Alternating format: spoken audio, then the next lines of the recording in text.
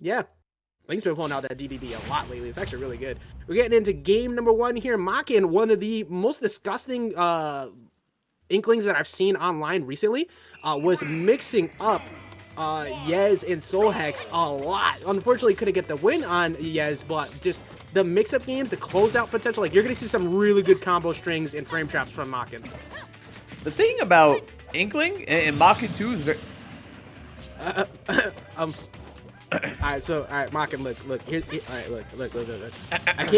I can't go and hype you up like that hard. Anyway, and then there you go, tie game. Okay. But yeah, here, still though, as we just saw before, you know, Cruxis is not one you want to let get a lead. And that's, speaking of the frame trap coverage, and there it is right there, covering the defensive options. That SD not mattering. Ooh, you know what I did is I read that thread of things that everyone hates about commentators and what they say. So let me pull one of those out for you. All right, 2 stocks apiece. It's a Smash 4 match. Oh my god. Isn't that a good one? Dude, I read that thread and I was like, I'm going to say everything on that thread. I'm so tired of that thread because it shows up every 3 months and nobody ever says anything that actually changes what we're supposed to adjust. Dude, and not only that, I haven't heard most of that shit in months. Exactly. Get the fuck out of here. Yeah. Get the fuck out of here. That did not happen, you know?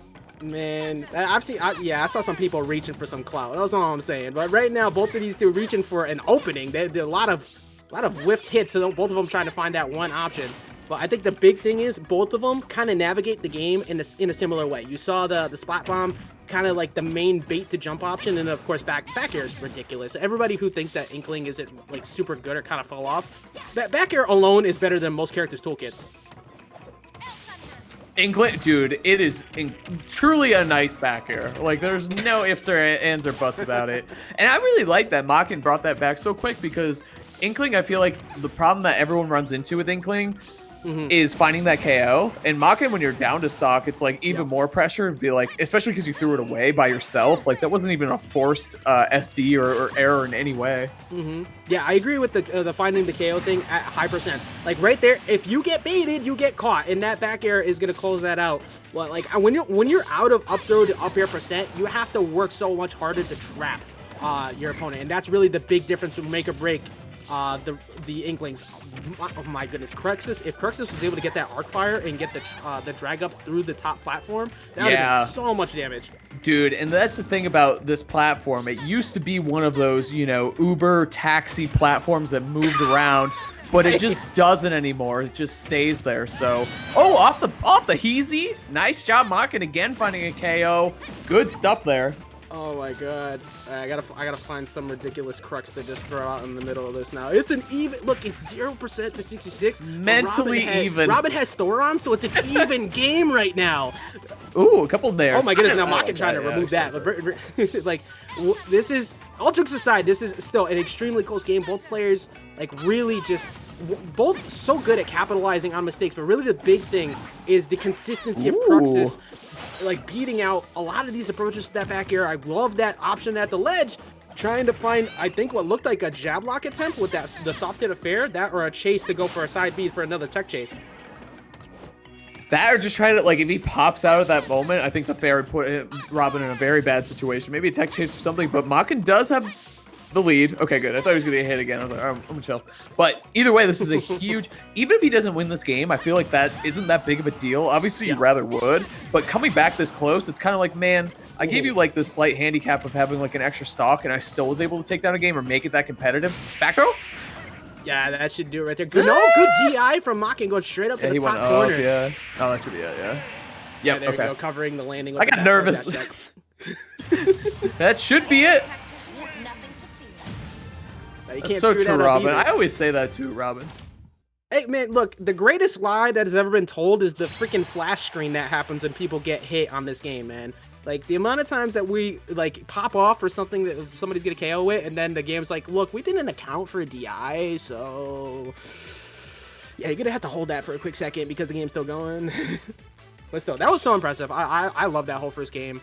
And you said it really well, too. Like, Makken gave up a whole stock, and still, like, brought it right back. Cruxis didn't really let it get out of hand too much after that, because that's an easy, like, mentality destroyer when you lose a stock like that. But, you know, Cruxis able to hold it down, but even so, had to fight really, really hard to get that W.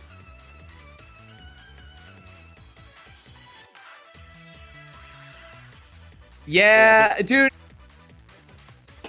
I feel like I still think Inkling is such a strong character, dude. I really maybe it's because she bodies both of my characters, so I'm probably a little biased, but dude, you're not wrong, man. No, she's so strong. Is how I feel about the character.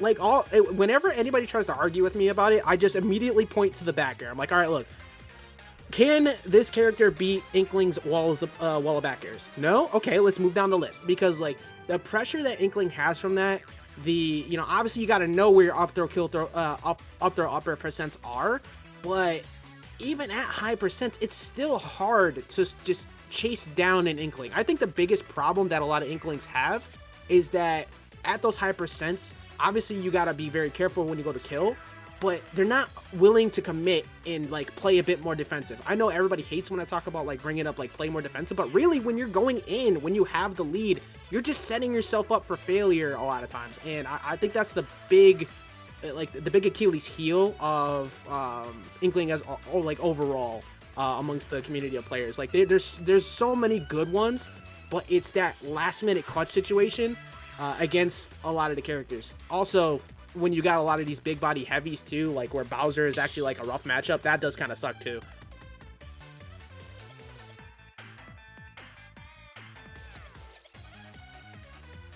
That's actually facts. It's the strongest. The strongest one in the game. But don't forget about Nessus is really good. Yeah, I'm sorry. Like I'm in the wrong job. Who decided to buff Nessus up throw and some of these other things? I'm not one to normally complain about like. It was weird that he got buffed. Oh, like, Palu. Potentially.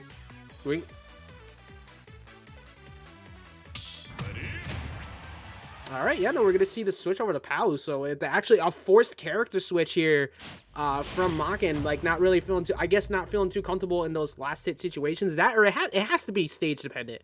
Like this has to be PS2 or something like that. Yeah, exactly. Yeah, there's no way that if you go Inkling here, sure, this is still a very solid stage for Inkling, but you have to deal with like all that full screen pressure from Cruxis that like where they were able to show that off on a small stage like Smashville. So I definitely agree with the switch to Palu here on PS2. Okay, more funnies. I would 100% agree with this. That's what your protractor tumultuous. You know, Tums? He's the mathematics fiend, dude. That's fundies, baby. 100% from the Palu. I love that combo from Makken. Makken making it happen. Yeah, just kind of like that's another thing right there too. Like you normally at ledge, Robin can so successfully just put up that wall of pressure between like the 11 swords and the arc fires, and then you have to respect explosive flame all of a sudden.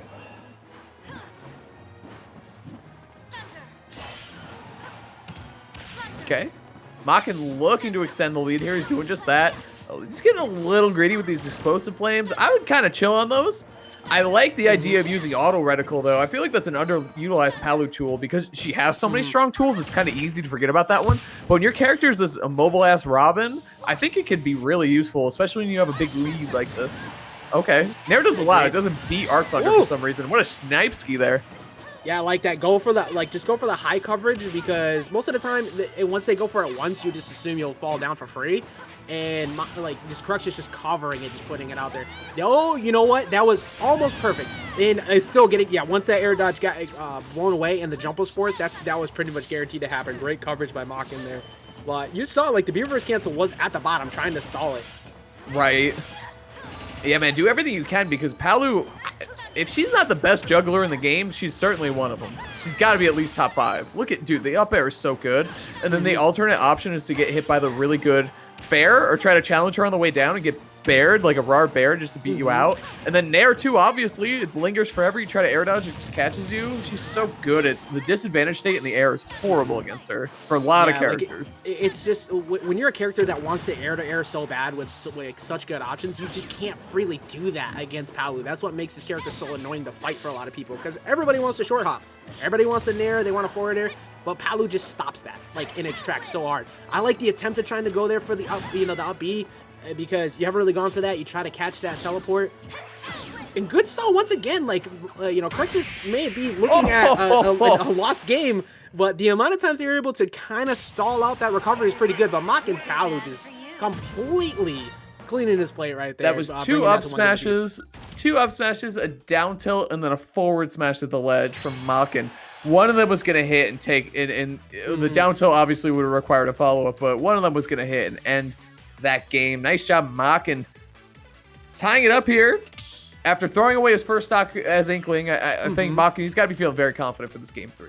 For sure. Now, this is a mind game in itself, right? Because if you stay on a wide stage, Makken stay in Palu. Does Makken switch if you go back to a small stage, but then you make it easier for Inkling to get in?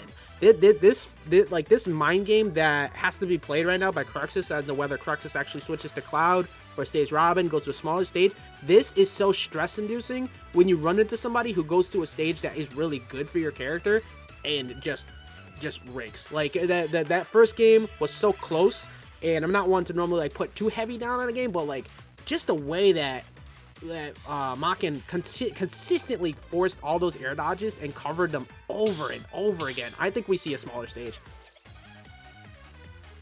Yeah, I think that makes perfect sense. And I think when it comes down to, like, if you're playing Robin, don't forget we have the Cloud on the table too.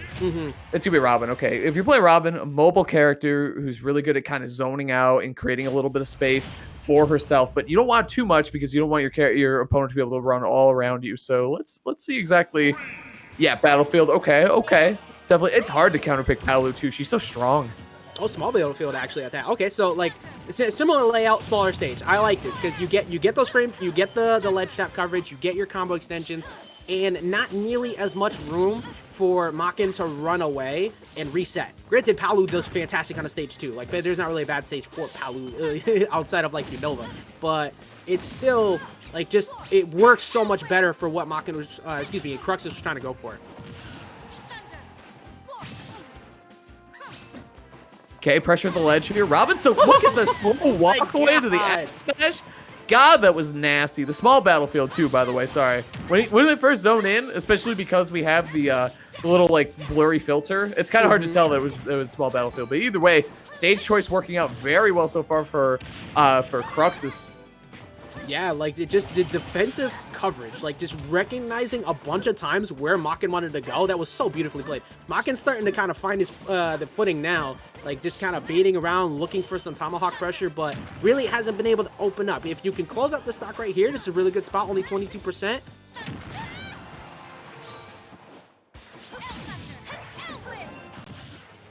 These the reverse edge guards from like Cruxis have been such a thorn in the side of Makken. Like the ability to navigate around somebody who looks like they're in an advantage position, like it's like, okay, they're not gonna press a button right here, they're not gonna swing, and then you just keep getting hit. It's kind of like when you see a DDD off stage, you know that up air's coming, but you still get hit. Dude, I think that with Ridley too, and Rob is so good with that as well. Yes. Yeah, like you know it's coming, you just can't help yourself because it's such low hanging fruit. Yeah, exactly. Like, and all the Robs like change it up a bit too, and so did the Robins, and trying to get some health back, hopefully with a command grab, because obviously in that position, you just hold shield, potentially punish a get up attack. That's gonna end up costing the stock. This could lead to something good. You caught the jump. Okay, so only 29%, but still, now all of a sudden things are starting to switch up a lot, and we're actually getting back to an even game here. How the hell does Robin try to land against Palu? You can see how good the platforms and the layout of the stage are, or can be for Robin, though. A little bit of side to side. The explosive flame, kind of a committal option, honestly. We're seeing a couple of those come out early for Makken. I like to see him stick with just the aerial movement and the aerial kit. He's been so good with it so far, AJ. I think mixing up the explosive flame was a good idea, but stop panning out. I think you got to just go back to the tried and true. Facts. And there's the one right there. You haven't really used the explosive flame as much getting on stage compared to the last game, so kind of caught off guard. I think the big thing that if Cruxis wants to find those landings, Robin has such good wave landing options from side Bs. Unfortunately, the fair from the ledge getting called out, that is going to work perfectly for Makken. If Makken could just kind of stall it out, wait a little bit longer, and like hang out the ledge. Oh, that's big pressure right there. That's a free grab setup and a shield break setup. So you're pretty much forced to have to deal with whatever's coming. And we're down to last win possibly for both players in loser side. Dude, I love that pressure from Cruxis, dude. What the hell was that? Up B angle. It was like a mini boss fight or something. Like he just shot it at the perfect angle. That was nasty. It's so rough. And look at these two, both of them just trying to like find that opening again. This is where the stress comes in. It's like, okay, I thought I had a lead, but now it's gone. This could potentially be my tournament life, so I have to be so careful on landings. Makken able to find first blood, but only able to get a little bit of percent. However, 86% currently trying to dig at the ledge.